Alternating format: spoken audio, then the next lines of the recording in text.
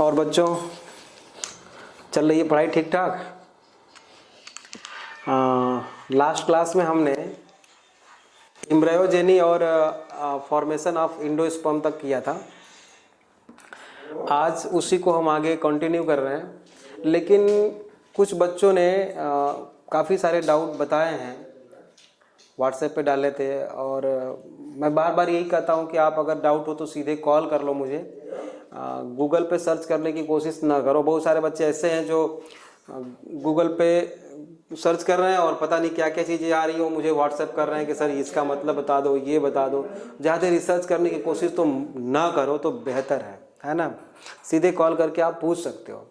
2-4 doubts ऐसे हैं जो मैं व्हाट्सएप पे नहीं बता पाया। आज सुबह सुबह बहुत सारे बच्चों का आया था व्हाट्सएप पे, तो मैं उसको नोट किया हूँ, आपको यहीं पे डिस्कस कर लेते हैं।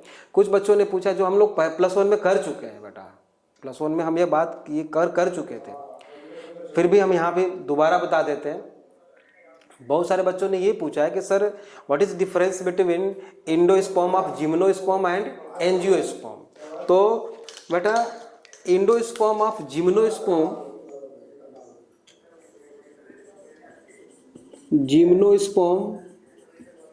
एंड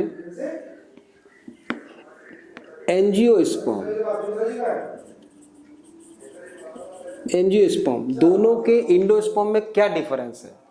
तो आप जानते हो कि जिम्नोस्पर्म का जो एंडोस्पर्म होता है बेटा, वो बिफोर फर्टिलाइजेशन होता है, बिफोर फर्टिलाइजेशन, ठीक है, बिफोर फर्टिलाइजेशन। और इसका आफ्टर फर्टिलाइजेशन, ये बात जानते हो आप, आफ्टर फर्टिलाइजेशन, ठीक है, ट्रिप्लॉयड होता है। और इसका हैप्लॉयड होता है, हैप्लॉयड। जिम्नोस्पर्म का एंडोस्पर्म हैप्लॉयड होगा और इसका क्या होगा, ट्रिप्लॉयड। ट्रिप्लॉयड, ये डिफरेंस है जिम्नोस्पर्म और एंजियोस्पर्म के एंडोस्पर्म में, ठीक बात है। ये 2 मेजर डिफरेंस है, और भी बहुत सारे हैं। आप अगर +1 का नोट्स उठा के पढ़ोगे तो समझ में आ जाएगा, प्लांट किंगडम में हम लोगों ने पढ़ा था, ठीक बात है। और एक और कुछ बच्चों ने और पूछा है कि sir what is difference between fertilization and syngamy. तो आप चाहो तो लिख सकते हो, fertilization is the complex event. Fertilization is the complex event in which the last stage of fertilization is called syngamy. Syngamy बेटा, तो देखो, अगर ये मान लो एक फीमेल गैमिट है, ये फीमेल गैमिट है और ये मेल गैमिट है, यहाँ पे ये यहाँ से चल पड़ा है बेटा, तो फर्टिलाइजेशन तो यहीं से स्टार्ट हो गई, ठीक है ना। लेकिन यहाँ तक पहुँच रहा है, फर्टिलाइजेशन कंटिन्यू है अभी, ठीक है। यहाँ तक ये पहुँचा है, ये भी कंटिन्यू है, ठीक बात है। अब इसने क्या किया बेटा, जेनेटिक मटेरियल मेल गैमीट का इसके अंदर आ गया, ठीक है। और ये पहले से यहाँ पे जेनेटिक मटेरियल किसका पड़ा था, फीमेल गैमीट का, ठीक है। अब इन दोनों का फ्यूजन होगा, मेल एंड फीमेल प्रोन्यूक्लियस का जो फ्यूजन है, और ये जो 2n बन जाएगा बेटा, डिप्लॉयड, ये हैप्लॉयड है, ये हैप्लॉयड है, और ये जो डिप्लॉयड बन जाएगा बेटा, इसी को बोलते हैं हम सिंगैमी। मतलब सिंगैमी क्या हुआ, फर्टिलाइजेशन का एक पार्ट हुआ। कौन सा पार्ट, बिल्कुल लास्ट वाला पार्ट हुआ सिंगैमी, ठीक बात है। फर्टिलाइजेशन एंड सिंगैमी में मुझे लगता है आपको डिफरेंस समझ में आ गया होगा। अच्छा, कुछ बच्चों ने पूछा है कि सर आर्की स्पोरियल सेल क्या होता है। तो बेटा, आप जानते हो कि ये ओव्यूल है, ओव्यूल के अंदर बेटा ये जो सेल्स होते हैं, ओव्यूल के अंदर ये जो सेल्स दिख रहे हैं, ये कौन से सेल्स हैं, न्यूसेलस है, न्यूसेलस है या न्यूसेलर सेल्स हैं। इधर मान लो माइक्रोपाइल है, और तो ये क्या हो गया बेटा, इंटेगुमेंट, बाइटेगमिक है, ये है ना, ऐसे है ना। और ये स्टॉक है जिसको फ्यूनिकल हम बोलते हैं। आर्कीस्पोरियल सेल माइक्रोपाइलर एंड के तरफ बेटा, मतलब माइक्रोपाइल जिधर है, इधर माइक्रोपाइल है, इसके तरफ जो न्यूसेलर का कोई एक सेल होगा, ठीक है, उसको हम बोलते हैं आर्कीस्पोरियल सेल, जो मेगास्पोर मदर सेल प्रोड्यूस करने वाला है। आप ये बात तो जानते हो कि एक ओव्यूल में एक मेगास्पोर मदर सेल होगा, उसमें मियोसिस होगी, फिर माइटोसिस होगी, ठीक है, एम्ब्रायोसैक बनाएगा। जो मेगास्पोर मदर सेल होता है बेटा, वो जो प्रोड्यूस करने वाला है वो उस सेल को क्या बोलते हैं? Archesporial cell. Archesporial cell.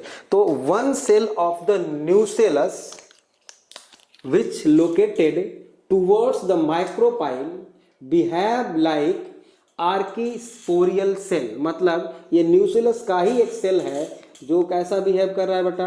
Archesporial cell के जैसा बिहेव कर रहा है, ठीक है। अब इसमें होती है बेटा क्या? माइटोसिस, मियोसिस नहीं, माइटोसिस। ये ओव्यूल है मान लो, तो इसके अंदर बेटा माइटोसिस होगी और एक बड़ा सेल बनाएगा, अनइक्वल है ना, एक बड़ा सेल बनाएगा, एक छोटा सेल बनाएगा। तो ये जो बड़ा सेल है बेटा, यही क्या है? मेगास्पोर मदर सेल के जैसा बिहेव करेगा। और ये जो है पैराइटल सेल, जो बाद में डीजनरेट हो जाती है, पैराइटल सेल इसको बोलते हैं, ये बाद में डीजनरेट हो जाती है। मेगास्पोर मदर सेल में बेटा मियोसिस होगी और ये प्रोड्यूस करेगा 4 हैप्लॉइड सेल्स, और आगे की बात आप जानते हो। मुझे लगता है आर्कीस्पोरियल सेल आपको समझ में आ चुका होगा। एक और डाउट बच्चों ने बोला है कि सर एग एपैरेटस क्या होता है? Egg apparatus, egg apparatus, egg apparatus is equal to बेटा होगा 2 सिनर्जिड्स, है ना, 2 synergids plus egg cell. Egg cell, 2 synergid plus egg cell को हम एग एपैरेटस बोलते हैं, ठीक बात है। ये भी डाउट क्लियर हो गया आपका? अच्छा, अब हम बढ़ते हैं अपने टॉपिक की तरफ, जहाँ तक हम लोगों ने एम्ब्रायोजेनी पढ़ लिया था और formation of endosperm, development of endosperm. बेटा सीड है ना, सीड, सीड को हम क्या बोलते हैं? फर्टिलाइज्ड ओव्यूल या राइपेंड ओव्यूल। सीड क्या होता है बेटा? राइपेंड ओव्यूल, ठीक है। इसका स्ट्रक्चर देखते हैं हम। सीड, ये है बेटा ओव्यूल, ये है इंटेगुमेंट, इंटेगुमेंट, ये बाइटेगमिक है तो ये ऐसा होगा, ऐसा होगा। ये फ्यूनिकल, ये हाइलस, हाइलम, ये माइक्रोपाइल है, माइक्रोपाइल, ठीक है। ये है कहाँ बेटा? ये ऐसे है, ये ओवरी है ना, ये है बेटा ओवरी। अच्छा, अब होता क्या है बेटा कि ये जो पूरी की पूरी ओवरी है, ये कन्वर्ट होने वाली है किस में? आप जानते हो पहले से, फ्रूट में। ये पूरी की पूरी ओवरी किस में कन्वर्ट होगी? फ्रूट में कन्वर्ट होगी, ठीक। और ये जो फ्रूट के अंदर सीड होगा, होता ही है, तो फ्रूट के अंदर जो सीड है बेटा, वो क्या है? ओव्यूल है। मतलब ये जो ओव्यूल है बेटा, ये सीड में कन्वर्ट होने वाला है। तो सीड के ऊपर जो वॉल होती है, आपने एक चने के सीड को आपने देखा होगा, उसको अगर पानी में डुबा दें 24 आवर्स के लिए, भिगो के रखें, कल जो है बाद में उसका अगर ऊपर से लेयर को हम रिमूव करें बेटा, तो 2 लेयर हमें दिखती है, 2 लेयर दिखती है। मतलब वो सीड कोट जिसको हम बोलते हैं, वो सीड कोट एक्चुअल में वो इंटेगुमेंट होती है। मतलब ये जो है बाहर वाली और ये अंदर वाली, बाहर वाली थोड़ी सी थिक होती है, अंदर वाली थोड़ी सी थिन होती है। तो ये है थिक वॉल जिसको हम बोलते हैं बेटा टेस्टा, और अंदर वाली थिन वॉल होती है थोड़ी सी, थिन वॉल या मेम्ब्रेन लाइक स्ट्रक्चर, इसको हम बोलते हैं बेटा टेगमेन। टेस्टा एंड टेगमेन दोनों को मिला के हम क्या बोलेंगे, सीड कोट। दोनों को मिला के हम सीड कोट बोलते हैं, ठीक है। ओव्यूल, वो पूरा का पूरा ओव्यूल हमारा किस में कन्वर्ट होने वाला है, किस में कन्वर्ट होने वाला है, सीड में। ये सीड में कन्वर्ट होने वाला है। अच्छा, इसमें बेटा हम देखें तो अगर ये एम्ब्रायोसाइक था, जिसमें कि यहाँ पे इंडोस्पर्म है और यहाँ पे जाइगोट है, ऐसा ही कुछ था, तो ये क्या है आप बता सकते हो? ये है न्यूसेलस। ये क्या है बेटा, न्यूसेलस। तो एम्ब्रायोसैक के डेवलपमेंट में बहुत सारे सीड्स ऐसे होते हैं, मैक्सिमम मेजॉरिटी ऑफ एंजियोस्पर्म में ऐसा होता है कि totally nucellar cells are consumed by ovule, है ना, ये कंज्यूम कर लेता है। लेकिन बहुत सारे सेल्स प्लांट्स ऐसे होते हैं जिसमें कि न्यूसेलर सेल्स पूरी तरह से कंज्यूम नहीं होता, वो रह जाता है। जिसमें रह जाता है बेटा उसको हम बोलते हैं, न्यूसेलस जिसमें रह जाता है उसको हम बोलते हैं बेटा पेरिस्पर्म, है ना। मतलब इफ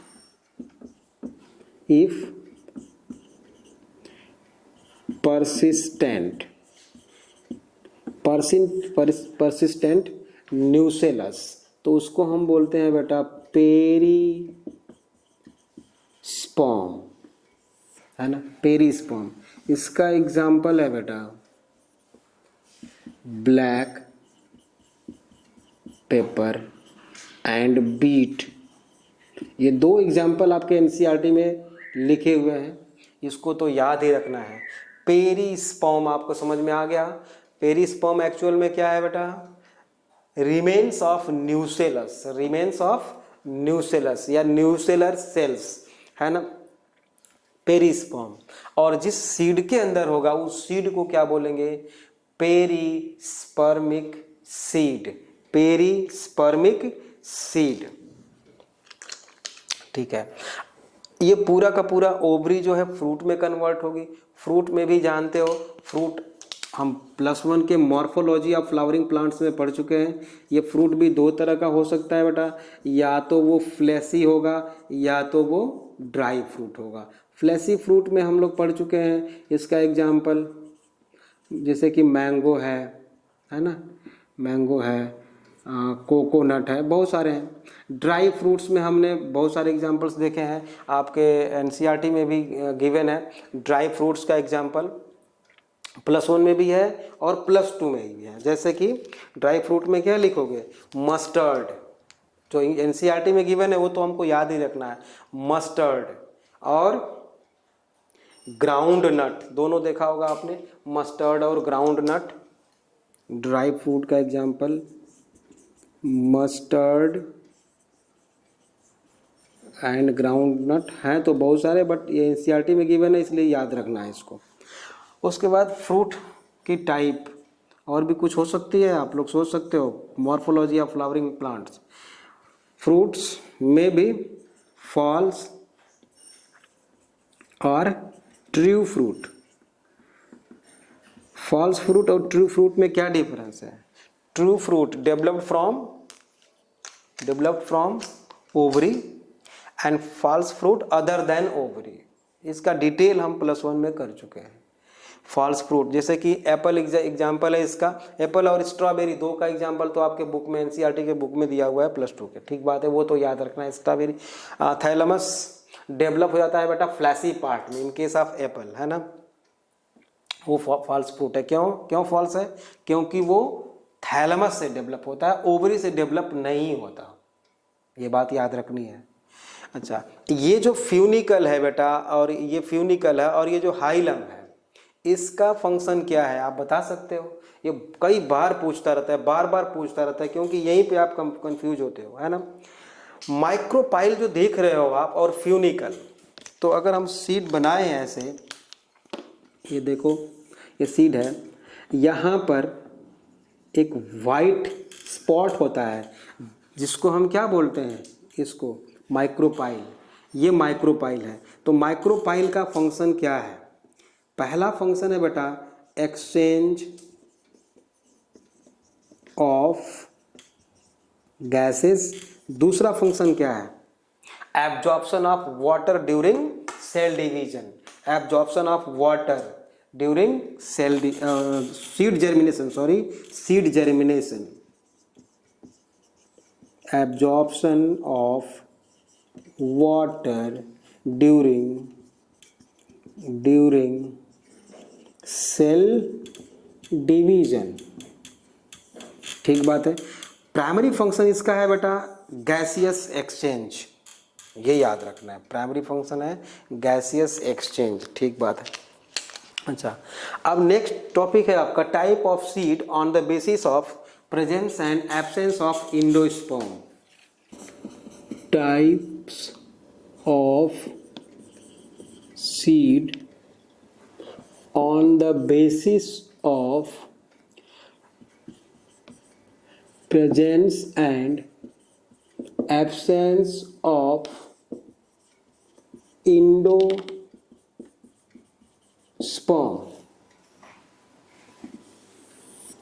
बेटा ड्यूरिंग सेल डिवीजन बहुत सारे सीड्स ऐसे होते हैं जिसमें टोटल इंडोस्पर्म कंज्यूम कर लिया जाता है ना, सीड को डेवलप कराने में।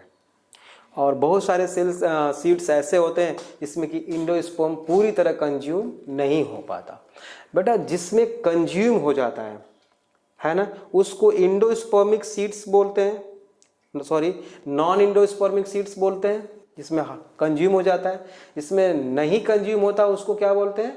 Endospermic seed. तो पहले लिखते हैं हम non endospermic seeds. Non endospermic seeds, या इसका एक और नाम है x albuminous seeds. X albuminous seeds. इसकी डेफिनेशन में क्या लिखेंगे बेटा? Endosperm consumed by the seeds, है ना, और एम्ब्रायो। लिख देते हैं complete endosperm consumed by embryo और सीड्स। एग्जाम्पल बहुत इंपॉर्टेंट है भाई। एग्जाम्पल इसका लिखे most of the dicot seeds. Most of the dicot seeds, जैसे आप डाइकॉट में लिख लो, बहुत सारे नाम जानते हो आप, जैसे कि पी है, बीन है बेटा, मस्टर्ड है, बहुत सारे जितने भी डाइकॉट्स हैं, एक्सेप्ट, ये एक्सेप्शन बहुत इंपॉर्टेंट है। एक्सेप्ट आपको याद हो तो लिखो, +1 में मैंने बताया था, है ना। एक्सेप्ट कैस्टर, एक्सेप्ट कैस्टर, है ना। कैस्टर क्या होता है? डाइकॉट, बट ये जो है इंडोस्पर्मिक सीड होता है। अच्छा, कुछ मोनोकॉट्स भी हैं एंड सम मोनोकॉट्स लाइक। अब मोनोकॉट में एक मोनोकॉट ऐसा है जिसमें कि नॉन इंडोस्पर्मिक सीड्स बनते हैं और उसका नाम है बेटा ऑर्किड।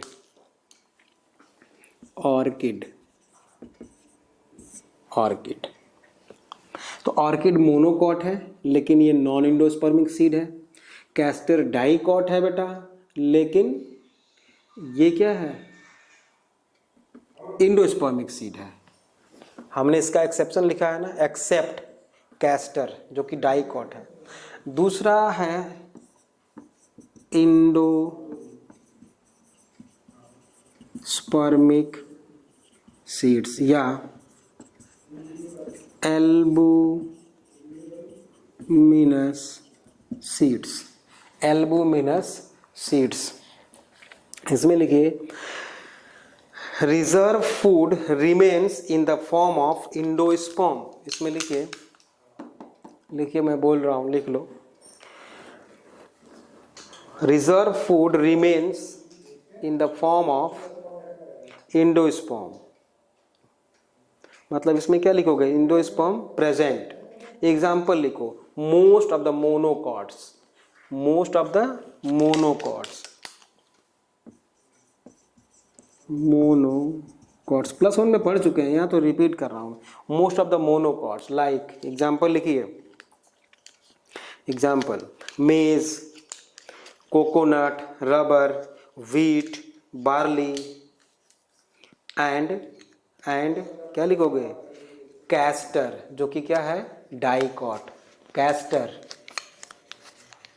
कैस्टर, डाइकॉट है ना, डाइकॉट है ये।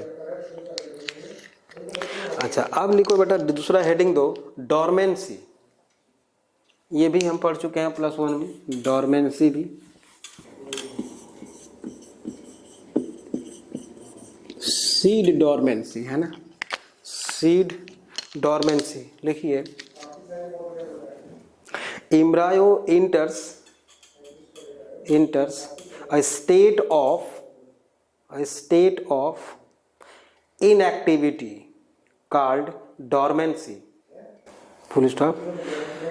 नेक्स्ट पॉइंट लिखिए, अकॉर्डिंग टू एनसीईआरटी है ना, एनसीईआरटी में स्टेटमेंट एक है, लिखिए as the seed matures, as the seed matures its water content is reduced and seed become relatively dry in bracket 10 to 15% moisture by mass, ये होता है, मतलब 10 to 15% मॉइस्चर रहता है सीड में भी, है ना। डोरमेंसी के बारे में बहुत कुछ हम लोग +1 में पढ़ चुके हैं, इसलिए ज़्यादा वहाँ पे हम बात नहीं कर रहे हैं। मेटाबॉलिक एक्टिविटी भी उसकी बिल्कुल लो हो जाती है। नेक्स्ट पॉइंट लिख सकते हो, चाहो तो आप लिखो, metabolic activity slow down, metabolic activity slow down, ठीक है। अब है बेटा next topic, parthenocarpy. Parthenocarpy,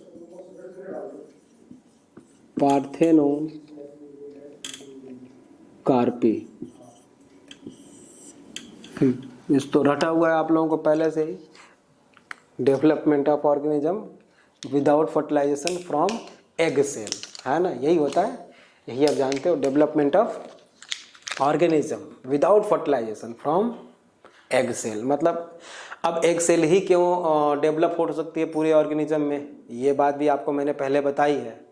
cytoplasm इसका रीजन है ना, बहुत डिटेल में मैं नहीं जा रहा हूँ क्योंकि उसकी कई बार हम लोगों ने बात कर ली है। पार्थेनोकार्पी अब देखते हैं, लिखो parthenocarpy, production and development of seedless fruit. यहाँ पे थोड़ा सा अलग है, प्रोसेस वही है, थोड़ा सा डेफिनेशन अलग हो गया।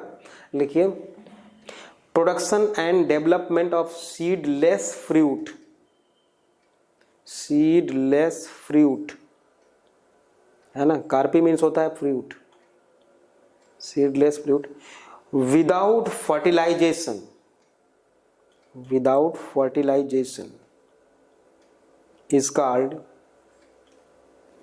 पार्थेनोजेनेसिस या पार्थेनोकार्पी, ठीक है। अब ये दो तरह का होता है बेटा, पार्थेनोजेनेसिस प्लांट्स में 2 तरह की होती है। नंबर 1 है बेटा, एक तो नेचुरल और दूसरा आर्टिफिशियल, नेचुरल एंड आर्टिफिशियल। ये जो नेचुरल है बेटा, ये तो विदाउट फर्टिलाइजेशन डेवलप हो जाएगा, विदाउट फर्टिलाइजेशन नेचुरली, है ना। आर्टिफिशियली में बेटा with the help of hormone, with the help of hormone. इस हार्मोन्स का नाम बहुत इंपॉर्टेंट है बच्चों, याद रखना है। वैसे हम हार्मोन वाले टॉपिक में इसको हम बता चुके हैं आप लोगों को, लेकिन यहाँ भी बता दे रहे हैं दोबारा।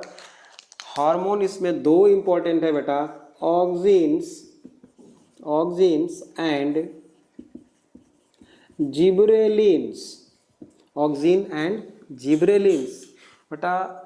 With the help of auxin in tomato plant seedless fruit हमने डेवलप किया है आर्टिफिशियली टोमेटो, है ना। टोमेटो में हमने ऑक्सिन का यूज़ करके सीडलेस टोमेटोज प्रोड्यूस किया है, ठीक है। ये भी एनसीईआरटी में गिवन है, ये भी याद रखना है, ऑक्सिन्स, ठीक बात है। तो पार्थेनोकार्पी, अच्छा पार्थेनोकार्पी और पार्थेनोजेनेसिस में थोड़ा थोड़ा डिफरेंस है, हम उसको भी लिख लेते हैं, है ना। पार्थेनोकार्पी एंड पार्थेनोजेनेसिस, तो दो कॉलम बनाएंगे बेटा। रिप्रोडक्शन इन फ्लावरिंग प्लांट्स जो चैप्टर 1 है उसमें भी आपने पार्थेनोजेनेसिस पढ़ी है ना। थोड़ा थोड़ा डिफरेंस जो है उसको भी हम लिख लें, क्योंकि क्वेश्चन यहीं से आएंगे, है ना। पार्थेनोकार्पी एंड पार्थेनोजेनेसिस, दोनों में डिफरेंस। पार्थेनोकार्पी में फर्स्ट पॉइंट लिखेंगे बेटा, पार्थेनोकार्पी में first point, it is production and development of seedless fruit, it is production and development of seedless fruit without pollination and fertilization, without pollination and fertilization, ठीक है। ये क्या हो गया बेटा, पार्थेनोकार्पी।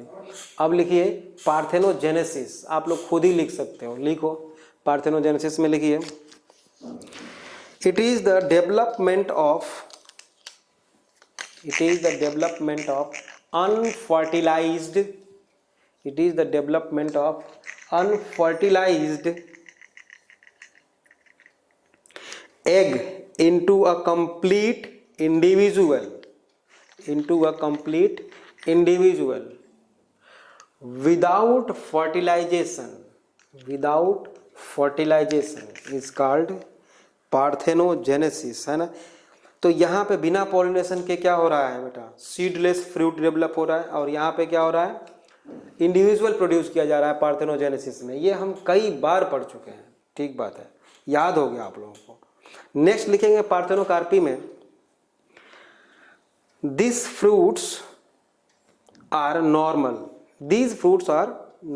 या parthenocarpic fruits are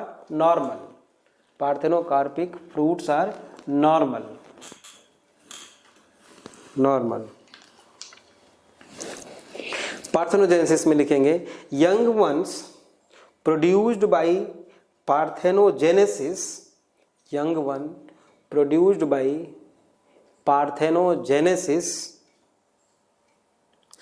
are gradually weak. Next, अब parthenocarpy में लिखेंगे बेटा, पार्थेनोकार्पी में it occurs in plants only,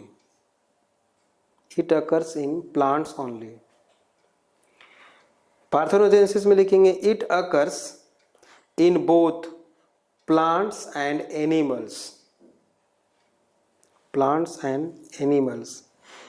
parthenocarpy का एग्जाम्पल लिखेंगे, banana, pineapple, guava, grapes, apple, tomato etcetera. Parthenogenesis में प्लांट्स का एग्जाम्पल लिखेंगे बेटा, सोलेनम नाइग्रम,